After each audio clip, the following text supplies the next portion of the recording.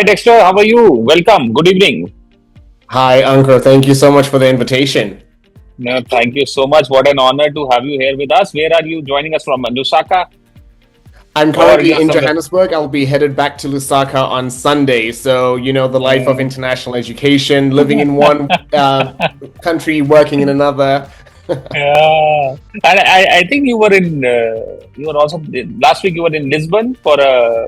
I remember asking you for 14th, and then we shifted to 21st because you were traveling. So what was happening in Lisbon? Why don't you talk about that? Yes, we were actually attending the Times Higher Education Global Counselor Workshop and Forum. It was such a great opportunity just to learn more from universities that were predominantly from Europe, but also global universities represented, as well as the opportunity. And I don't think that this is oftentimes something that happens within international education spaces.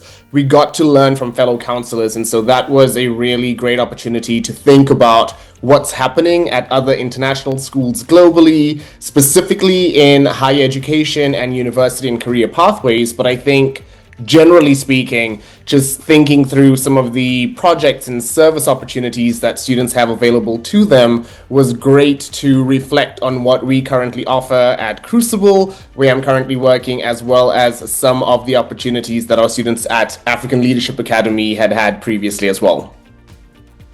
Wonderful. I am so honored. I just want to introduce now Dexter 30 seconds formally to the audience. We have almost 70 participants here listening into this conversation. For you, I mean, Dexter, I would just want to say, Dexter, when we go almost a decade back, I think when I was at Ashoka, we met at in Korea at a conference, International ACAC, and, immediately struck a bond. And I remember ever since then, we have collaborated on multiple occasions for sessions, and we have met at conferences, especially at International ACAC in US and a couple of other places. And we just recently met in October in Ghana, where we were hosting the African Leadership Forum for International ACAC Forum at in Accra, and we presented a panel talk on scholarships and how we scholarships can benefit. Those of you who may not be aware of my experience in the continent, I have traveled to about 20 plus countries, used to run the Ashoka International Scholars Program for 3 years from 2015 to 2018. That is where also I met Dexter because he was working at African Leadership Academy, and we had a very good relationship with ALA, where we had a couple of students also coming in from ALA and joining Ashoka, and we were doing fantastically well. I also had the honor of visiting African Leadership Academy Johannesburg from my time at Jindal. We were in Joburg with one of our faculty members, and we had one day visit to ALA. What a fantastic institution African Leadership Academy is. I think we need more like ALA, but yes, in an ideal world, but we can do with one for now. But Dexter has been doing some fantastic work. Now he's with Crucible in Lusaka, again, so he was the director for University Access at ALA, and now with Crucible in Lusaka also. Crucible also, from what I could sense of, I read the website, is modeled on the lines of ALA, but for local Zambian students from different provinces of Zambia. They are going out and locating high achieving students, giving them access to high quality education, and people like Dexter to help them chart out their journey. And I think Africa requires students require good teachers, but yes, Africa as a continent definitely requires as much support as we can give to the students there. So Dexter, that's my introduction for you. But having your work closely with students across Africa through institutions like Crucible and then ALA, from your experience, what does Africa need more urgently today? Better schools, better access, or a completely different definition of education itself? Fantastic. Firstly, thanks for the introduction, Ankur. I think how I would approach this particular question is to say that Africa needs all three. As you mentioned, ALA is but one high school on the continent doing some amazing work within the leadership space, preparing students to become future leaders in various industries. We also do have some similar models like that with USEP Community School in Zimbabwe that you are aware of, and Yeah. some other fantastic opportunities through the Hali Access Network, as well as organizations across the African continent. What I would say is that by combining and thinking about the future of Africa, My answer would be a combination of better schools, because students still need strong teaching, learning opportunities, that academic rigor, as well as serious preparation when it comes to thinking about the future. I think that is really critical to every single mission and transformation on the African continent.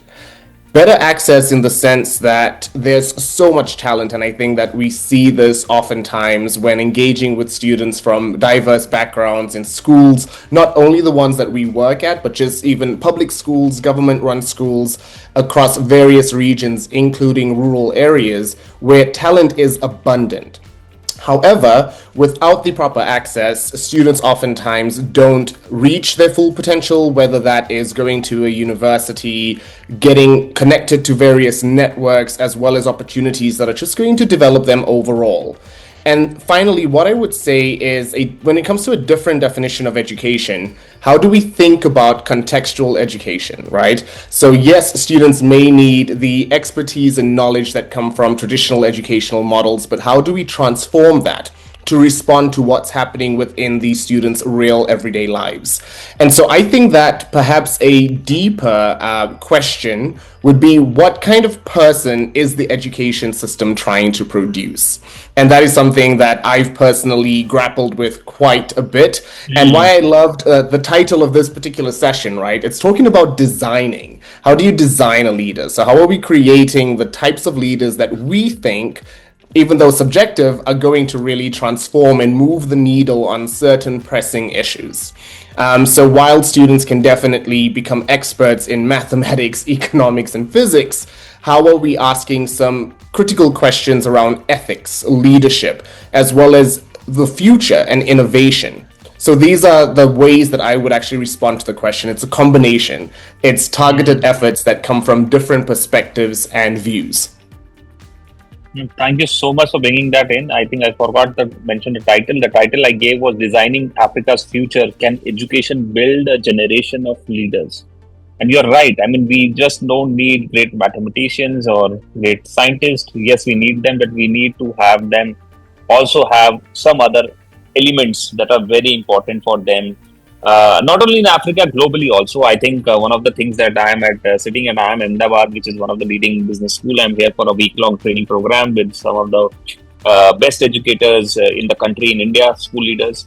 And we were discussing this, what is the purpose of education? And I think the purpose of education that we could come up, definition we could come together as a group, was having a holistic human being who understands not only his success is his only, but his success is also lies in the success of others around him, and creating more of successful people around him or herself, and that will enable the large. So India also is a developing country. We have our own challenges, and I think when we were discussing what kind of students we want, I think this is the definition that we could come up with: a feeling of abundance, a feeling of security, and feeling of confidence in his or her own abilities, and then transferring those skills in people or others around you. I think you were also mentioning the same thing. Just having that articulation helped me today in the classroom. But yes, you want to say something, Dexter? Yeah, absolutely. And I love the way that you phrased it, right? So a part of education and educating a person is, yes, for their own development, but also thinking about how they then contribute to community, right? And that is what actually shifts the needle. Within an African context, as you may know, Ubuntu is something that is so critical to so many educational institutions.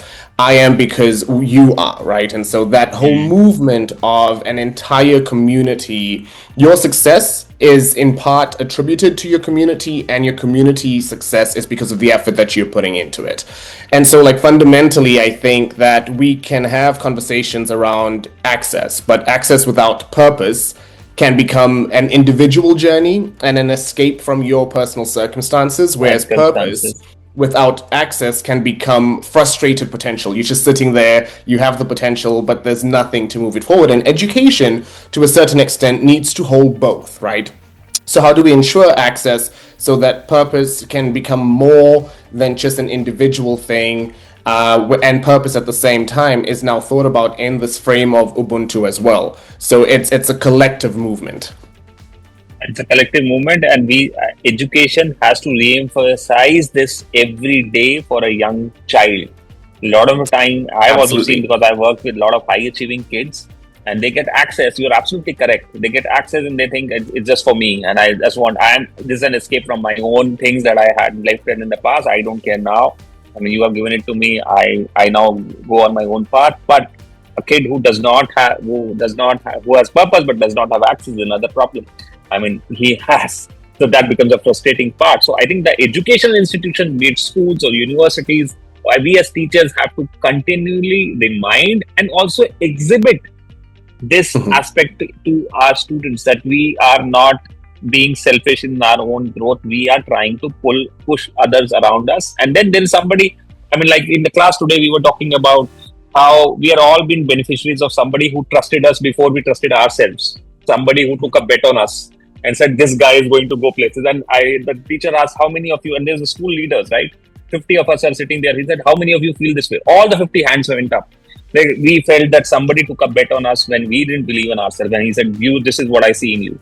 I think this is what we want to do with our kids, that they also start seeing, rather than competing with each other, they start collaborating and seeing the good aspects of that person and then trying to build on those aspects. And then probably the laggards can also, the things that you don't understand will also come into picture, and they will become better.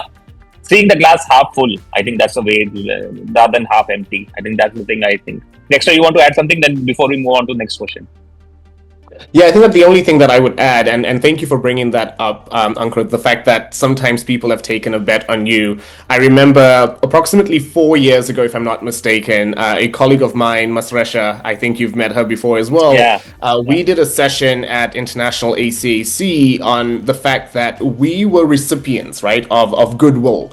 Our journeys to university, both in the US, were fully funded by philanthropists and organizations. And part of the work that we're doing and the purpose that we've sort of derived through our own experiences is a direct reflection of the work that we're currently doing, right? And so honestly, thinking about how as educators, we are making an impact, and sharing our personal stories and experiences, I think, is a powerful tool in also shifting students' mentalities from the individual to the collective. And I think that is one way in which the high schools that I've been a part of have really sort of solidified this idea of nation building, really moving people together.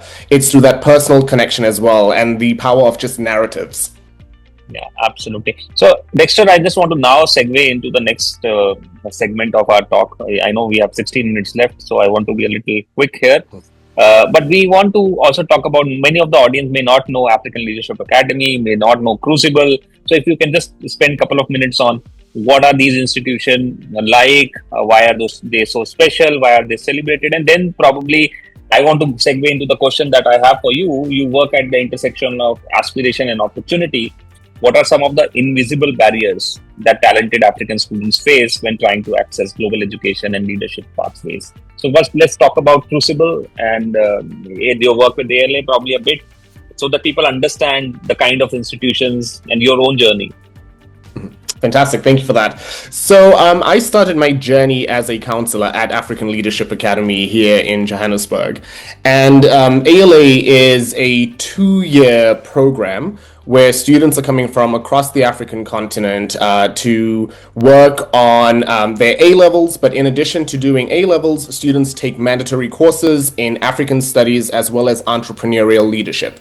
And I think that the entrepreneurial leadership program is really something that is a flagship program at ALA, where students are engaging and learning sort of like academic subjects, history, mathematics, chemistry, etc. But at the same time, they are developing skills in problem solving through learning about the build model, which is a systems way of thinking and approaching a problem solving. In addition to that, they are grounded in African studies, where students really explore their own identities. And this is very similar to what we are doing at Crucible. So Crucible is a very new school. We just opened up in February 2025. And in a similar way to ALA, we do offer Cambridge A-levels. However, where we do depart is that a lot of how Crucible has been structured is based on research that the founder has done in collaboration with various organizations. So we only offer mathematics, physics, and economics because we think Okay. that is what is going to fundamentally drive change in Zambia when it comes to increasing GDP, which is part of the long-term vision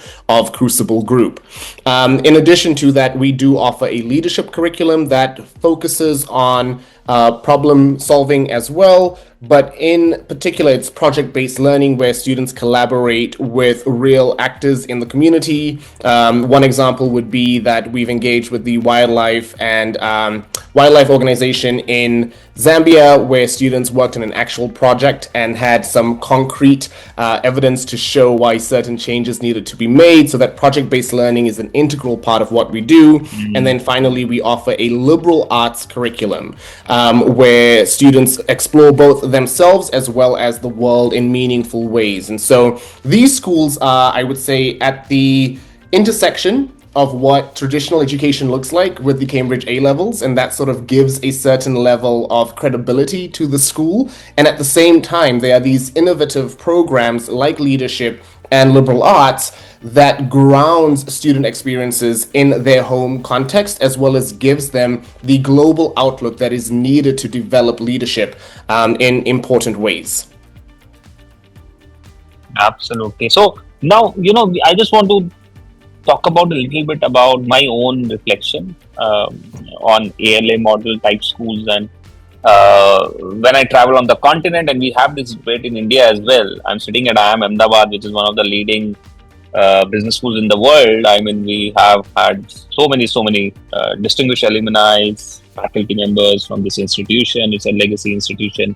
And in India, we talk about islands of excellences. And these are few islands of excellences where we can compete globally. I'm Ahmedabad, Calcutta, IITs, and this. But then we talk about the large population and the large which do not have access to such places and who may benefit, but they are not aware. And then we talk about the impact of the alumni of these places. How can they help in probably creating 100 more institutions such as these? What is your experience in Africa with African Leadership Academy and now with Crucible Lusaka? I'm so happy to see that Crucible Lusaka maybe came out of that inspiration of African Leadership Academy, and they thought, let's build something in Zambia. I am not sure, but I'm sure when ALA came around, they would have found some inspiration somewhere to build this model, the founders there. So if you can talk about how was the impact of such institutions. Now ALA has been around for some time now, and you were part of ALA. What has been the impact, and have you seen this movement now growing on the continent? There you're seeing such institutions being built? Absolutely. I think that I could draw on one specific example. There's a student, an alumni of African Leadership Academy, and his name is Majak. He is from South Sudan. And when Majak was at ALA, he started thinking about how does he actually create change for his community back home. Given that South Sudan at that particular moment, and still currently as well, was going through a lot of challenges, particularly with internal wars and conflict, limited resources, etc. And Majak then established the idea at ALA and continued growing it at university, and he opened up Greenbelt Academy in South Sudan. And we've actually, at ALA, received multiple students from that particular high school, right? And so you're looking at how students are gaining the experience and learning about these educational models, recognizing how it has been a catalyst in many ways for their own success and growth, and then creating these schools and organizations in their home countries.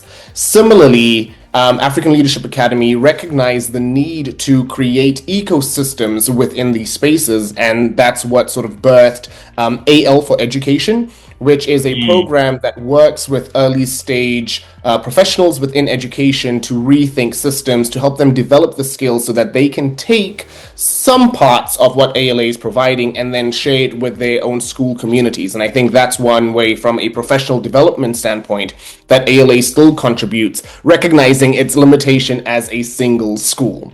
On the other hand, and why I'm particularly excited about being a part of Crucible, is that Crucible has quite an ambitious goal, we plan to open between 40 and 50 schools within the next 25 years, which Wow. is really, really an ambitious task. And of course, we'd require a lot of support from fundraising, etc. But the whole idea in even just having these specific courses that we offer is because we're really thinking about how do we take these excellent models of education and scale them. Yes, the Mm. school in and of itself is fantastic. Yes, alumni are doing amazing things. But how do we scale in order to actually move that along so that this becomes shared prosperity and not just prosperity and success for one school, one model, but something that can be replicated in meaningful ways as well as responding to the context where the schools may be. And so, from a Crucible perspective, we are already looking at where a potential second campus might be on the African Mm. continent. And this then Wow. becomes really critical to the overall vision of Crucible.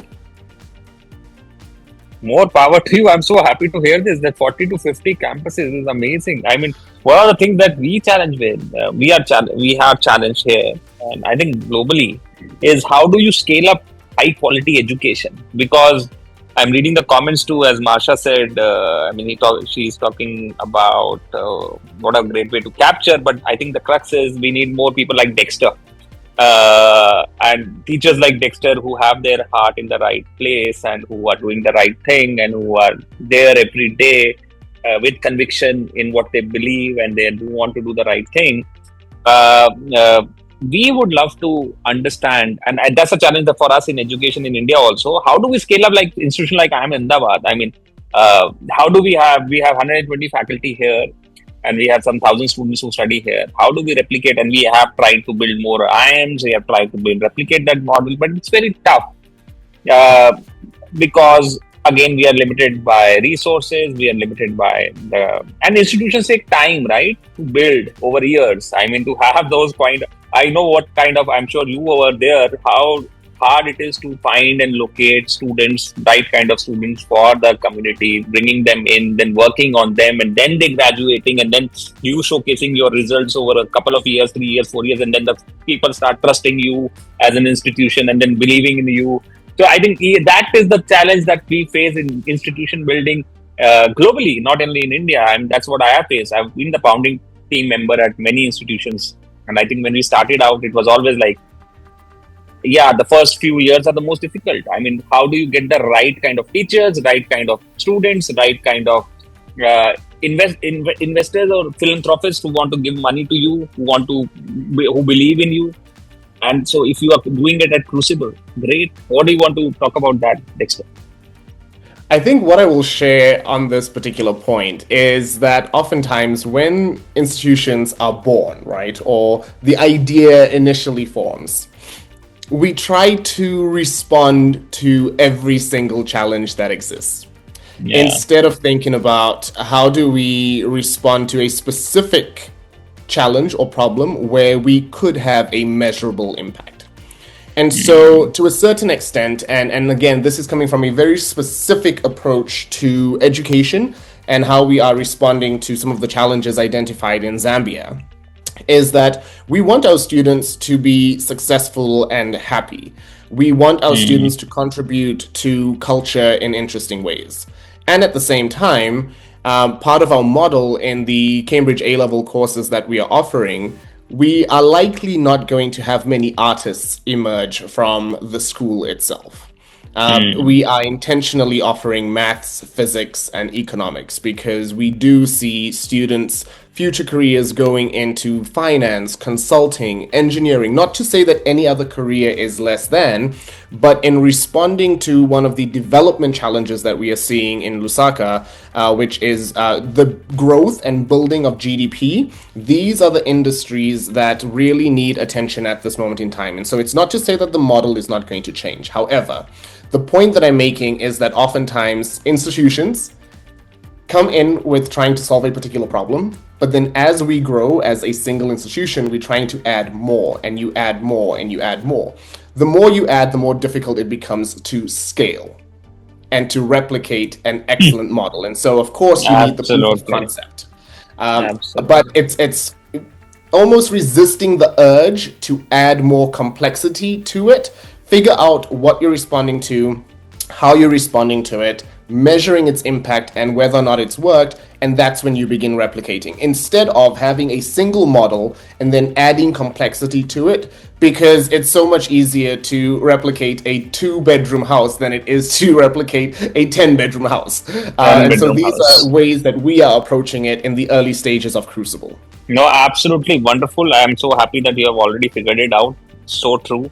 I mean, that analogy of 2-bedroom and 10-bedroom is perfectly right, because once you have got one thing right, the immediately expectation is let's get the other thing right, and why don't you focus on this also? And then is when everything starts getting more and more complex, and then we start losing of the original idea of why we were doing this in the first place, and then we get into complexities that may be very harmful for the growth of the institution. But thank you so much, Marsha, for bringing that element in and sharing that comment.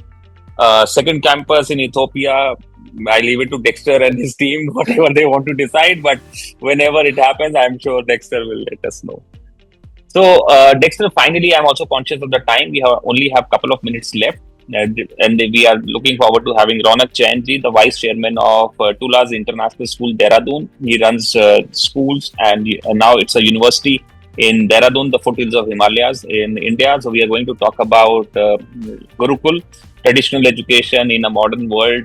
How does that interplay work? But that is for 2 minutes, after 2 minutes. But Dexter, let's have that final question in. I mean, if you were redesigning an ideal African school from scratch today, what would you keep from traditional education models, and what would you completely throw out? That's my final question to you.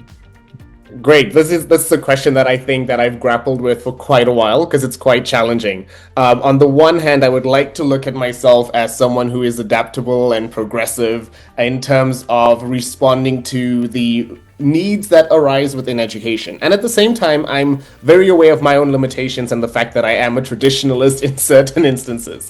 So in terms of what I would personally keep is academic rigor, first and foremost. I think that students still need serious intellectual preparation and to learn how to think. I think that is always going to be integral.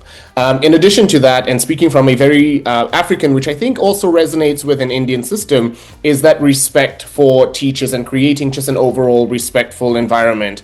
Mentors, teachers are seen as mentors, as intellectual guides, and you question, but you question in a respectful way. And so I think that is really necessary. Structure and discipline, and this is sometimes a lot of debates that I've gotten into with colleagues throughout my life. I personally do believe that structure and discipline is always going to be integral. These are young people. We are teaching them how to follow routine, how to receive feedback, how to give feedback, how to adhere to standards, and how to respond to high expectations. The world that we live in is not the same world that we lived in 10 years ago. I think about my journey as a high school student.